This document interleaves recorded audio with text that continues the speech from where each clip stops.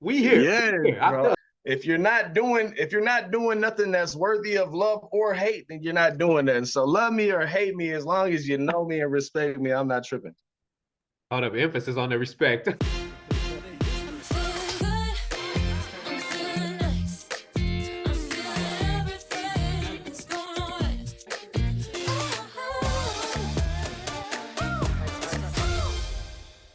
All right, folks, welcome here to Mic Check with Micah, where I don't have to give you the time unlike I do during the newscast, because guess what? You are watching on your time on the free KCEN 6 Plus streaming app.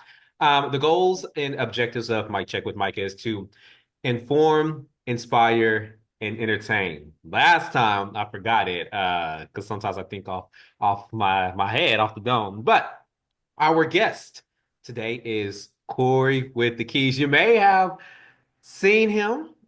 You may have heard of his name. You may have even been driving on I-14 and seen that major billboard. So if you could just introduce yourself a little bit.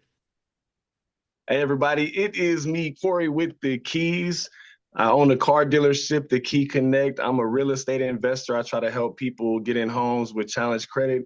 And I do music. I'm a country rapper, signed artist. So I got that going as well. And I am honored to be on this show with Micah right now. Hey, we glad to have you.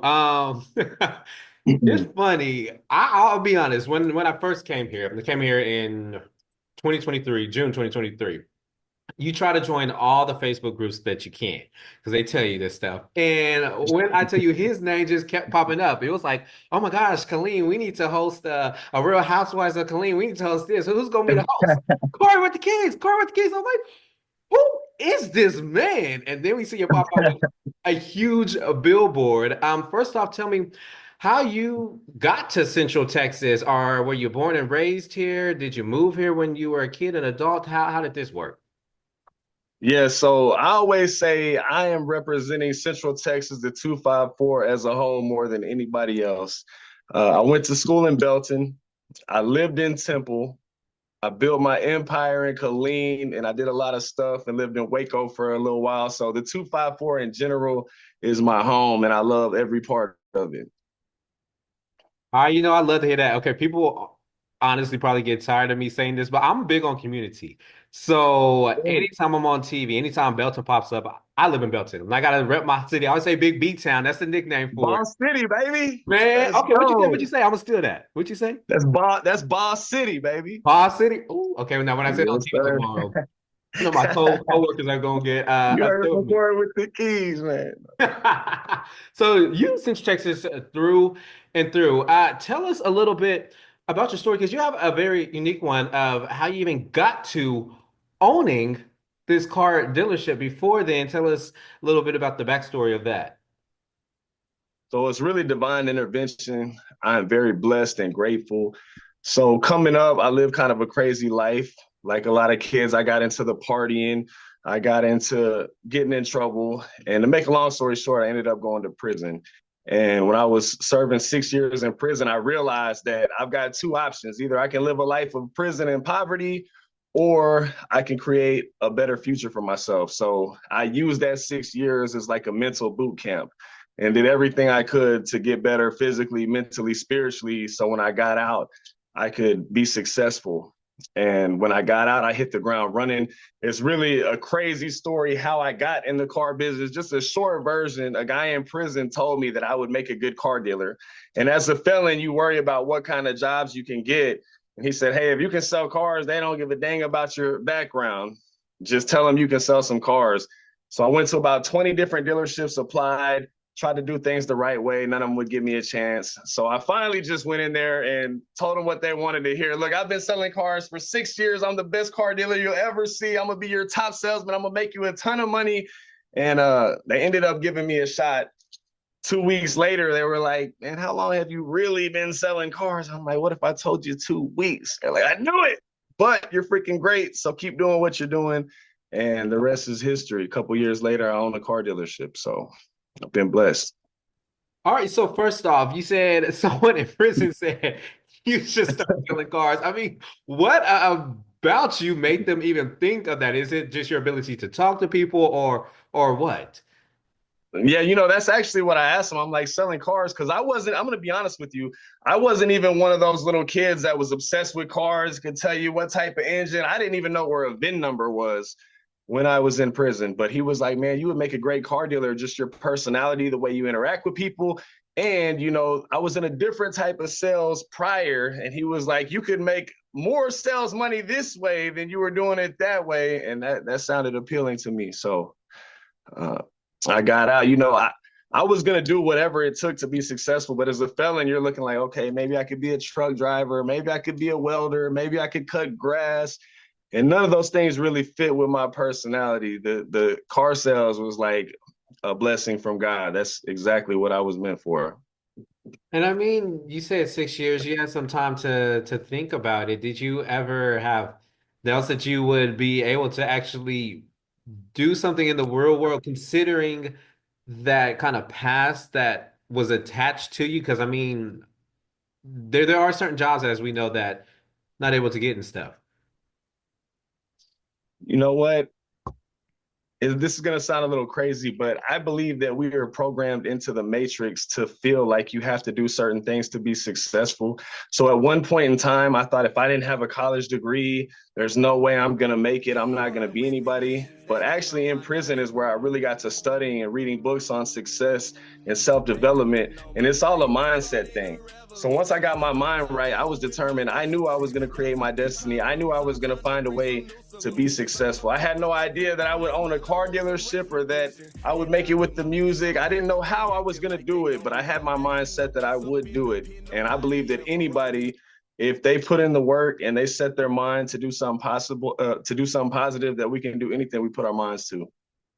And I do want to touch on the music in a bit, but something that you said, I always tell people. Matter of fact, I was talking to our meteorologist this morning.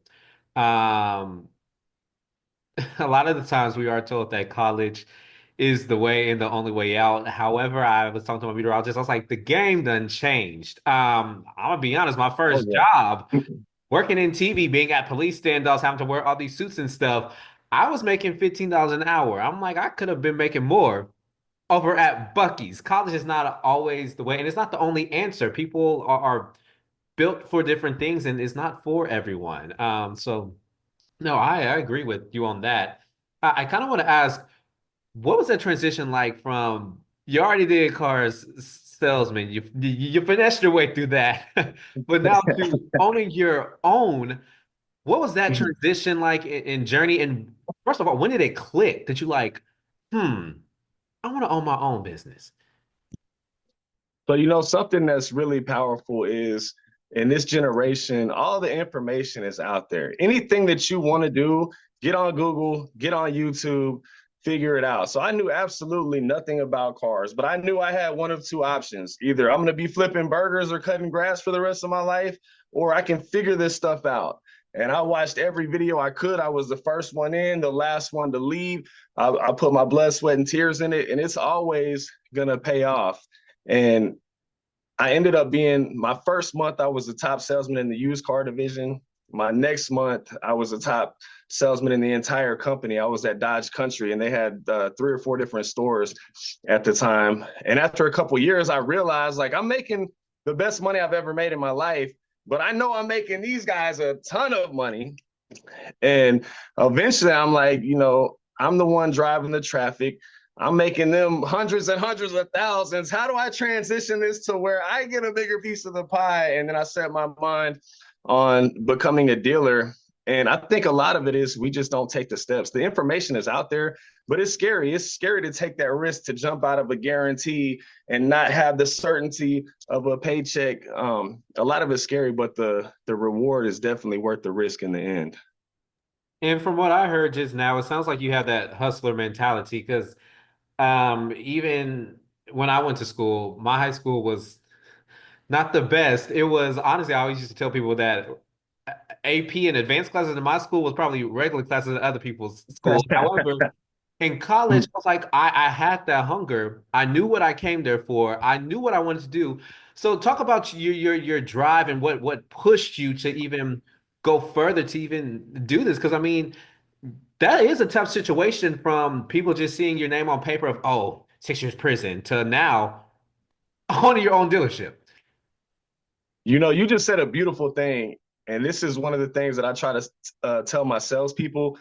I can teach you sales skills. You can learn any kind of ability, but you can't teach somebody hunger. That has to come from within. That has to come from a place where you're just desiring to do something greater for you and your family and your future generations. And that's where I had my mindset. You know, I had a lot of people that didn't believe in me, that thought I was going to be a statistic. And that was fuel to my fire because I wanted to prove those people wrong. And then the people that did believe in me, that knew I had the potential and thought I could do it, I wanted to prove them right. So I just gave everything I had. And I'm like, you know what? I can't lose. I was living in a cell, locked in a cage, eating ramen noodles. What's the worst that's going to happen? My business fails and I go back to selling cars. Okay, let's do it. I got to give it a shot because I'm not going to live a life of regret thinking about what if I would have took that shot. And I'm thankful that I did. And I encourage anybody else, go ahead, jump out there. You can always get the old job back. It's no big deal. Jump out there. And I mean, what is your why for doing all this to keep you motivated and to keep you focused and keep you hungry? You know, I've always felt I've been through a lot of stuff in my life, and I've always felt that God put me through certain things because he knows that I can articulate those things and share with others, and I'm not afraid to tell my story and live my truth. And I want to be the motivation for other people that are felons that feel like they can't get a job. Yes, you can be a business owner. You can be successful. For people that have been on drugs or been homeless or whatever your situation is, I've been there, I've done that, and you can still make it out on the other side. And you can use your pain and turn it into a purpose to inspire others. And then I've got a couple beautiful daughters that motivate me too. They're the ones that really, when I was still kind of going left, it's like, all right, I got daughters. They're going to be looking up for a man that's going to mimic how I am right now. So I got to be on point to make sure that I can break the generational curses that came before me. And I mean, life is hard. You get faced with so many different decisions.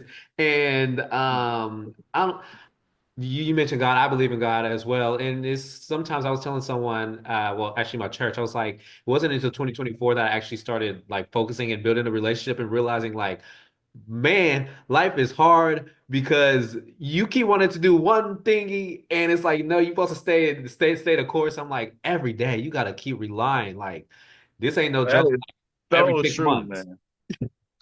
That is so true. And I saw that in my life when I was living the wrong lifestyle. I'm hard headed and I want to succeed, whether I'm doing wrong or right. So something would happen. I would get locked up. I would get robbed, something crazy. And I would hear God telling me, like, hey, this is not the path I have for you.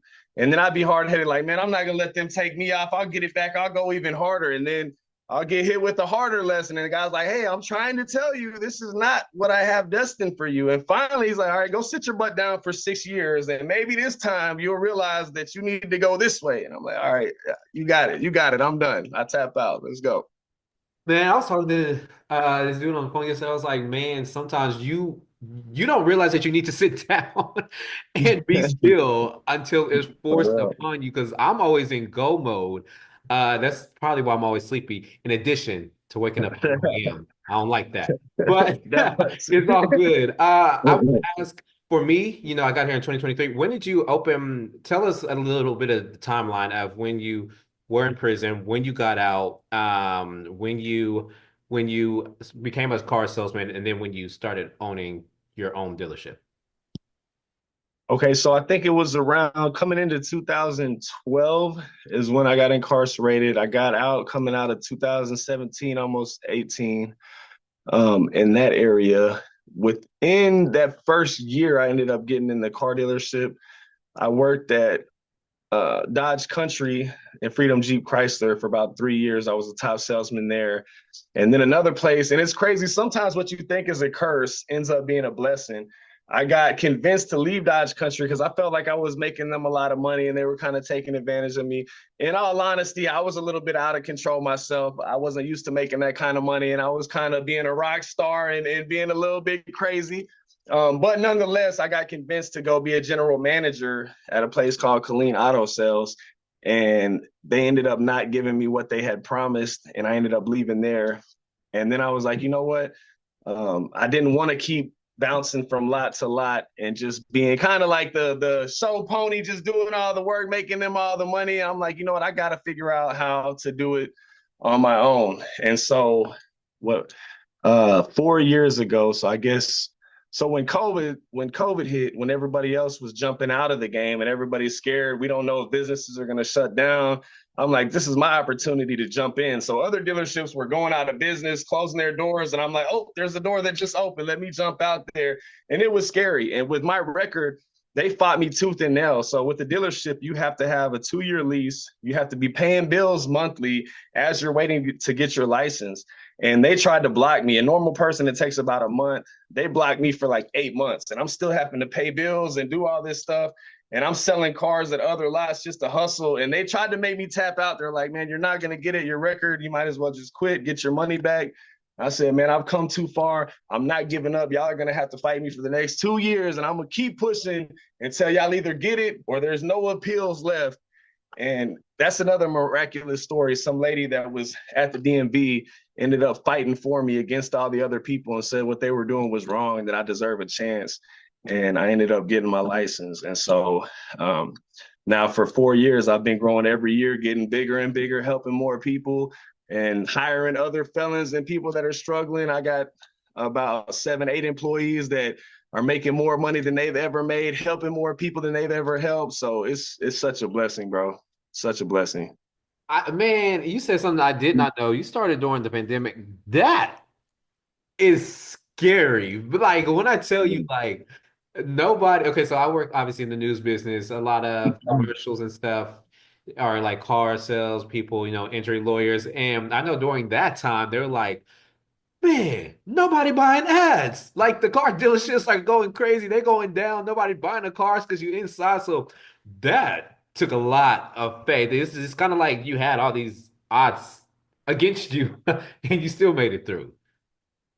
And when you got the mindset that you refuse to lose, the only way you can ever fail is if you quit. If you don't quit and you keep pushing, you're gonna break through to the other side. It's destined. It's written. That's what it is. Man, okay, so I was talking to my co-anchor. I was like, there was a song that popped up. I stopped listening to secular music. So I was listening to this gospel song and it said, how can I expect to win if I never try? I was like, that's a word. Everybody needs to hear that because you can't expect to start if you don't even try to practice, or if you're not even in the game, you can't expect to start in the game because you're not even there.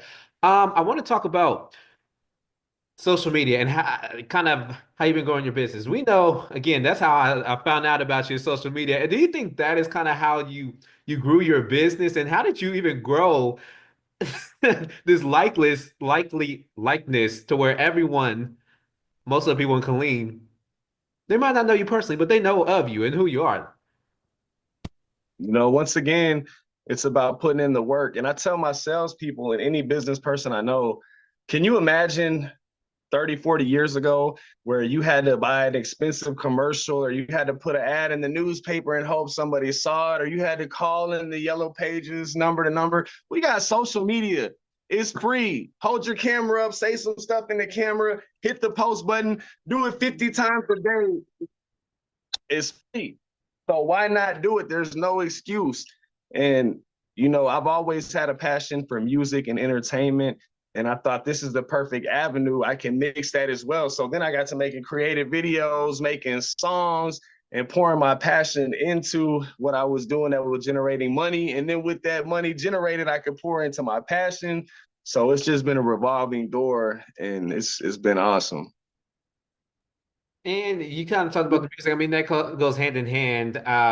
For those streamers, I'm going to show you probably my favorite video of him. And that is I think it's the Glorilla song, the I Ain't Got No Credit Got Me. Oh, yeah. That's my favorite. So I'm going to insert that right here. It's 7:45 and I've already been to all these dealerships and got denied. I'm going to try one more spot. It's 7:45. I'm trying to find some keys. I ain't got no credit and no credit ain't got me. I got a little cash and I got my state ID. And I'm about to pull up fast. Talk to Cora with the keys. I rode up with my killers to holler at my dealer. My credit not a factor long as I got that Skrilla. Got a couple bands plans to get me out this busted van. Got 1,000,001 haters, but they all really just fans. Stacking up my figures, stacking up my riches. Cause I'm riding shotgun, he rolling with that blicky. Swinging down our 10, getting faded with my twin. Other place got me denied, the key Konnect done got me in. Got a third row for my badass kids, but the warranty cause it's old as is. Had to change up a couple bad habits, build my credit back up, trade the whip back in. They said my credit was low, no pay stub I could show. I ain't have nowhere to go, but going with the keys and the key Konnect got me back on the road for real. And he can do the same for you if you just call him to.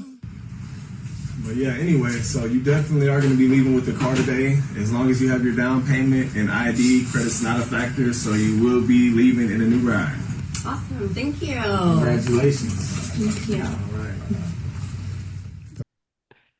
And now that it's already played, tell us what's the inspiration behind this song? Because I mean, some of your videos got thousands of views. Yeah, I had a lot more. They took my YouTube channel down. I had to rebuild it from scratch. But yes, so, like I said, I've always had a passion for music. And I think where a lot of artists struggle is they think that, they're going to be the 1 in 10 million that just drops one song, it goes viral, and now they're rich and famous. 99% of artists, they have to put in work. They have to put in time. They have to invest money. And it's a process. And a lot of people aren't making the money to pour into their passions. So I discovered a passion for car sales where I could mix the music, do the videos, interact with people. And the beautiful thing about cars, there's only so many people that listen to country or so many people that listen to rap. Everybody needs a car. Everybody has to drive. So now I'm meeting judges, lawyers, doctors, cops, drug dealers, whatever type of person is out there, I'm meeting them and I can introduce them to my music as well. And yeah, it works out perfectly. And you kind of talked about the variety of people that you met. I mean, what do you think made it to where you are just so easy to talk to these different people? I've been up for a long time. I use correct Been up since one, bro. half the time I use correct English on TV. I still use Ebonics. If you don't know what it is, look it up. But I hear you. how do you think kind of your life story and stuff kind of made you to where you are able to talk to these different people, to just anyone and relate to them? Absolutely. And a lot of people say they would change certain things. I would not change a thing. I'm grateful for every dark night and every bright day that I've been through because it made me who I am and it gave me the ability to relate. So I can talk to the people who are in the trap house, who are struggling in the cell, or I can go to the boardroom. I got plenty of friends that are multi-millionaires that we're on, private boats and celebrity. I got a lot of celebrity friends, so I can relate to anybody and I can genuinely say that I've been there, to the lowest of the low, strung out on drugs, all the way up to the highest of the high. I mean, I still got a little higher I want to go, but no matter what, I can relate. And I've realized that we're all people. I've got multi-millionaire friends that struggle with the same things that people in the street struggle with. And I'm going to tell you right now, the business world is more ruthless than the streets. If you can survive the streets, you can definitely survive in the business world because it goes hand in hand. So I'm very thankful that I've been on both sides of that fence, and it's helped me a lot. I'm a person who is huge on quotes, so I like to spit them off, although I will not name the artist because I don't know what he's doing. However, it is everything I'm not, maybe everything I am. And I tell you, I used to listen to that because that is true. Everything that you're not like, it just makes you who you are. And I mean, makes you more relatable. I know that you recently got some commercials that came out. I didn't even know that, even on our 6 Plus app, this app that y'all watching right now, y'all probably see his face because he's been on there. I mean, one day I was watching one of my thingies. I was like, whoa, he got on here. And I looked up on TV before I see you on there. How did that come about? And what is that like, seeing just this 180 shift from those 6 years that you did till now, then to where you're selling cars, business owner, you're connecting with these people on TV, social media, just what is that like? Man, It's absolute gratitude. And I think that's where we mess up a lot of times, is having an attitude of gratitude. And, we all get stressed out. When I got to go pay my taxes, or employees are calling in, or customers are upset, or I got 10 million things to do all in a day. And, you tend to get frustrated. And we all have problems in our relationships or whatever the case may be. But I always sit myself down every morning and pray and give thanks for another day, for being free, for having beautiful kids, beautiful home, and for having the ability to do one more thing today. And I feel like, as long as you're making progress and you're pushing forward and you're free and you're healthy, everything's all good. That's the only thing that can ever stop. If I'm locked away or I don't have my health, that's the only time that I'm stressing. But other than that, every day is a blessing, and I make sure that I'm grateful. And then when I do feel like things are getting a little overwhelming, I think back to where I was a few years ago, sitting there hungry, cold, alone in the cell, missing my family. And I'm like, hey, man, it's not too bad out here. It's not too bad out here on this comfy couch dealing with these problems, man. It's a blessing. I mean, and you have a story that can really inspire many, many people, and very open with it. I'm actually you kind of mentioned it, but if you could go back and just tell people, I mean, what that experience was like for you in the cell, alone, for family, and sort of that thing, to paint the picture, like, one, hey, this is not the lifestyle, and then two, just that switch again. That, because I just think that's so amazing. Like, you don't really hear too many stories of this. For sure. And I think it's important that we share our story. I think a lot of people, once they become successful, they don't tell the story about their past, which people need to hear that. They need to know how you went from that to where you're at now. So I love to share that and give people inspiration. But I'll tell you, like, as children, we get in trouble. You might get scolded, but it's usually stuff that you can get out of. Parents can save you, or you do a little, community service, whatever. But when that judge bangs that gavel and says, you're 6 years, and you look in that cell and you realize, this is my life. People fighting, stealing, slamming dominoes, screaming all hours of the night. You're in there. Me personally, I don't like being locked in a cage full of guys. I like the ladies. You know what I mean? So I'm like, when I realized the next 6 years of my life, this is it, and there's no way out of it. There's no one I can call, no strings I can pull. Like, it's it. I have to live like this for 6 years. That was devastating. I mean, that's the feeling I had in my stomach when they told me that. It's an unexplainable feeling, and it's pretty crazy. So when I first found out, I was in a cell in Bell County. We had 4 people in there, and one of the guys was an openly satanic person, and he would like cut his head and like bleed and make pentagrams on his pillow and be saying prayers. And I'm like, I'm stuck. I can't get away from this guy. Like, this is how I'm gonna be living for the next 6 years. And unfortunately, you have a lot of friends and family a lot of times when you're out here, but when you get incarcerated, you're out of sight, out of mind. So for the first several years, I wasn't getting any visits. I wasn't getting any phone calls. I was actually writing poems and raps and singing and stuff in there just to get some soups and some coffee. And it was a struggle, but it was a beautiful point where I said, you know what? This is the lowest I can be. I have nothing. I have no one, but I'm studying. I'm healthy. I'm in the best shape of my life. I'm still thriving. I'm not dead. I'm still here. So I've already hit rock bottom. There's nowhere else I can go from up. Nothing else can hurt me. And that was a very liberating feeling, because I'm like, hey, I've seen the worst. Now it can only get better. And then it did. It started getting better from there. And now it hasn't stopped. And I mean, a few years into on your own dealership, kind of what is next for you? I mean, multifaceted. I mean, doing music to, I mean, just inspiring others to owning your own dealership. What is next for you? What are you going to continue to build on? And is there an ultimate end goal that you would like to see? So I'm going to manifest this now. Like I said, you can do anything you put your mind to. And this is what I put my mind to. I've always had a passion for music, and the car dealership worked perfectly. I love helping people get cars, especially people that struggle in other places.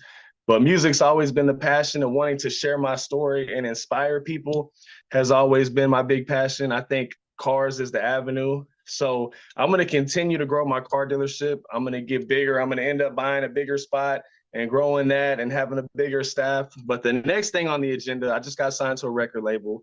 I will be putting out platinum songs. I will be reaching millions of people with my music, which is going to give me a stage for me to share my story so I can do motivational speaking.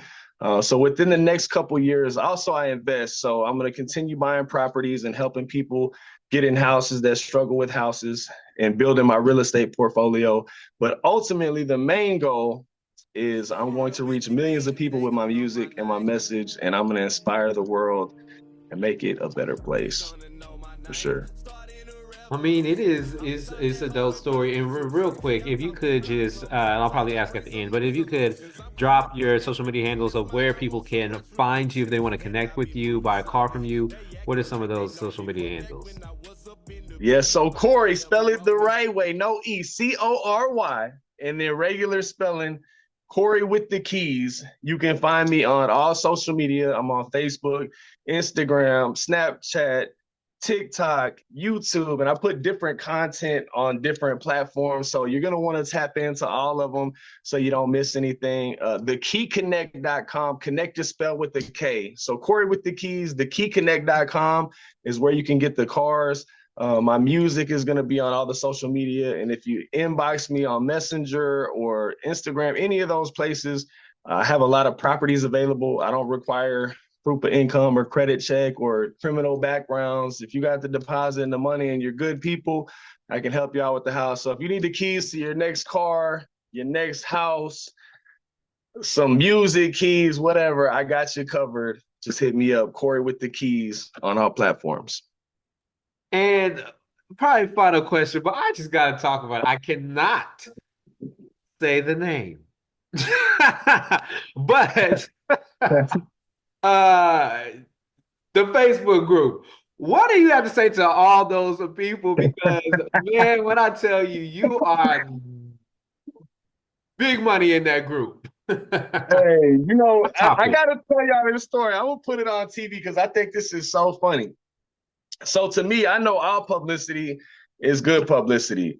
And so in that group that you're talking about, and I've never heard of no stuff like this, but people are always talking. Some people say great things. A lot of them don't know me, never met me, and they try to do memes and say funny stuff. I enjoy it all. I love it. I'll reshare the memes. I think it's great. It's free marketing for me. But the people that run that group, they actually banned me from it. And I'm like, why y'all banning me? And they said, because you get too much attention. I don't like it. I'm like, I get too much attention, so I'm not doing anything wrong. They're like, yeah, I just get tired of people talking about you all day, every day, and having to hear your name, so I'm banning you. I'm like, that's kind of weird for a dude to ban another dude because I'm getting too much attention in your group, but cool. So I made another group, the competitor group, and it's called the blank you really see in Killeen. And we're growing fast, about to outgrow their group. And we got positive vibes in there. But to all the people that's posting me, I love it. I'm going to reshare it. Thank you. I love the fact that y'all are thinking about me. It lets me know you love me. And I love you too. Man, I gotta say, Central Texas and Killeen just got too many different Facebook. You know, I try to be in there as the news because sometimes I post a little video that I'm like, okay, let me ask where you got that from and try to, you know, get on the scene and stuff like that. Right. But real quick, you said something that I absolutely love. I say this all the time. I say this to managers when they hire me because I'm going to, my favorite quote is, don't trade your authenticity for approval. I'm always be me no matter what room I'm going to. And I know thousands of people are going to see me. There's going to be thousands of different opinions of me. I cannot please everyone. And I'd rather you feel you hate me or you love me than rather you be on the fence. I'd rather you feel something about me. So when you said that, I was like, we here. Yes, we here. bro. I say that all the time. If they're not talking to me, that's when I'm like, okay, Cory, you're slacking, man. You got to turn it up because half the world hates Jesus Christ and half of them love him. But hey, if you're not doing nothing that's worthy of love or hate, then you're not doing that. And so love me or hate me, as long as you know me and respect me, I'm not tripping. Hold up, emphasis on the respect. Yeah. Anything else you would like to say or we should know? You know what? At the end of the day, I feel like Central Texas has so much potential. I've been in Houston music scene, in Dallas and Austin, and dealt with businesses down there. We've got a lot of very talented, very intelligent, entrepreneurial people. I think the problem with Central Texas is we're so divided. Everybody's worried about, oh, he's from this block, he's from this side of town, he's from Temple, he's from Bell. He's man, if we came together as one unit, 254, this is funny, but in prison, it's like that.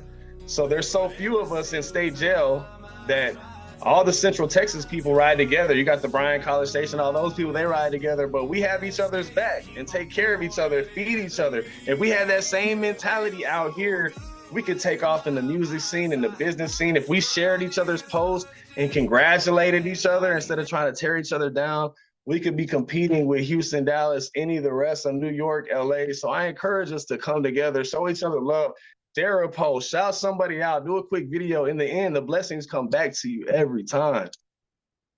Man, I 110% agree with that. I am fortunate enough to get like an overview of the cities, and I do see the separation between even Bell, McLennan County, and then even separation, even with the cities, even in those specific counties. It's like, come on, man. And yeah.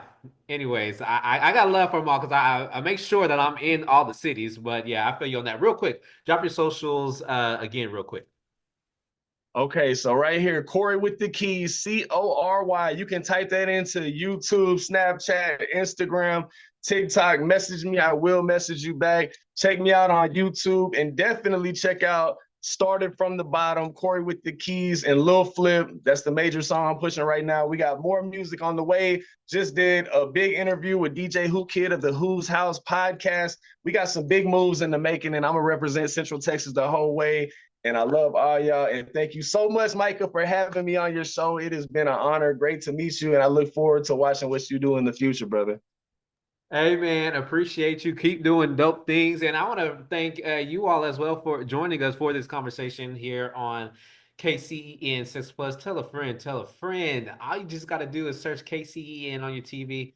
Don't ask why it's called 6 Plus. That's above my pay grade. But anyways, we appreciate y'all and take care, be safe, and be blessed.